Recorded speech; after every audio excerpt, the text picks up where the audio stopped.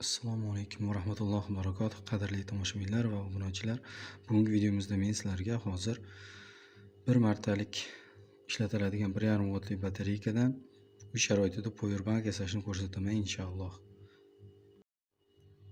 Bu powerbankimizni bizga yasashimiz uchun kerak bo'ladi USB razion, batareyka konnektorlari va biror bir eski texnikadan korpus va albatta bizga kerak bo'ladi 1,5 voltli batareykalar soni 4 ta.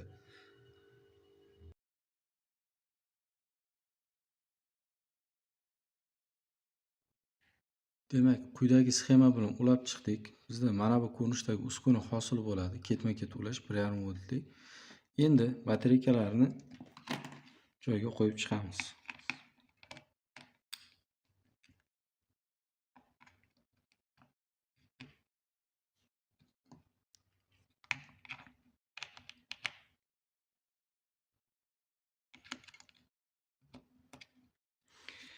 Telefonga ulashimizdan avval multimetr bilan chiqayotgan tokni tekshirib ko'ramiz.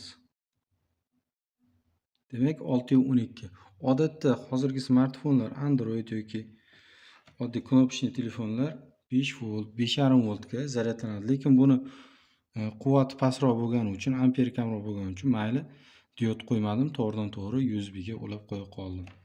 Endi qilgan ishimizni telefon orqali sinab ko'ramiz. Mana oddiy telefon va USB-C kabel.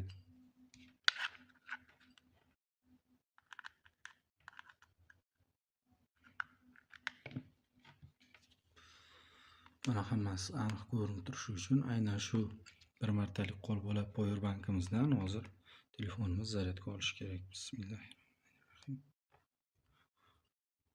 Mana qarabsizlarki, zaryadga olishni boshladi telefonimiz. Demak, bu qurilma bilan biz telefonimizni to'liq quvvatlashga quvvati yetmaydi, lekin juda ham zarur bo'lib qolgan payti bu qurilmamizni ishlatsak bo'ladi. Qadrli obunachilar va muxlislar, agarda video yoqqan bo'lsa bitta like va obuna tugmasini bosib qo'yamiz. Keyingi videolarda uchrashguncha xayr.